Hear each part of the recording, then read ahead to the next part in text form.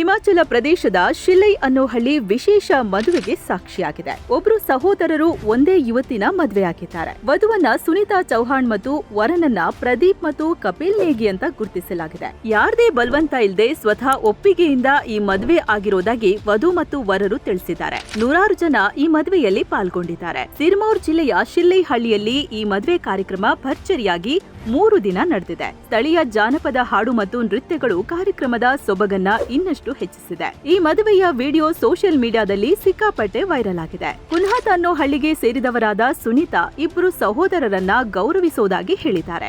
ಇದರಲ್ಲಿ ಹಿರಿಯವರ ಪ್ರದೀಪ್ ಸರ್ಕಾರಿ ಕೆಲಸದಲ್ಲಿದ್ರೆ ಆತನ ಕಿರಿ ಸಹೋದರ ಕಪಿಲ್ ವಿದೇಶದಲ್ಲಿದ್ದಾರೆ. ಅಂದಾಗೆ ಇದು ಹಟ್ಟಿ ಬುಡಕಟ್ಟು ಜನರಲ್ಲಿನ ಒಂದು ಸಾಂಪ್ರದಾಯಿಕ ಆಚರಣೆಯಾಗಿದೆ. ಹಿಮಾಚಲ ಪ್ರದೇಶದ ರೆವಿನ್ಯೂ ಲಾನಲ್ಲಿ ಇದಕ್ಕೆ ಮಾನ್ಯತೆ ಕೂಡ ಇದೆ. ಇದಕ್ಕೆ ಅವರು ಜೋಡಿದಾರ ಅಂತ ಹೆಸರನ್ನ ಇಟ್ಕೊಂಡಿದ್ದಾರೆ. ಬುಡಕಟ್ಟು ಜನರಲ್ಲಿ ಆಸ್ತಿ ವಿಭಜನೆ ನಡೆಯದಂತೆ ತಡೆಯೋಕೆ ಈ ಸಂಪ್ರದಾಯವನ್ನ ಆಚರಿಸಿಕೊಂಡು ಬರಲಾಗ್ತಿದೆ ಅಂತ ಎಕ್ಸ್ಪರ್ಟ್ಸ್ ಹೇಳ್ತಾರೆ. ಈ ಹಟ್ಟಿ ಬುಡಕಟ್ಟುವಿಗೆ ಸೇರಿದ ಸುಮಾರು 3 ಲಕ್ಷ ಜನಸಂಖ್ಯೆ ಇದೆ. ಇಂತಹ ಮತ್ತಷ್ಟು ಅಚ್ಚರಿಯ ಮಾಹಿತಿಗಾಗಿ ಮಸ್ತ್ ಮಗ ಯೂಟ್ಯೂಬ್ ಚಾನೆಲ್ ನ ಮಿಸ್ ಮಾಡದೆ ನೋಡಿ ಸಬ್ಸ್ಕ್ರೈಬ್ ಮಾಡಿ.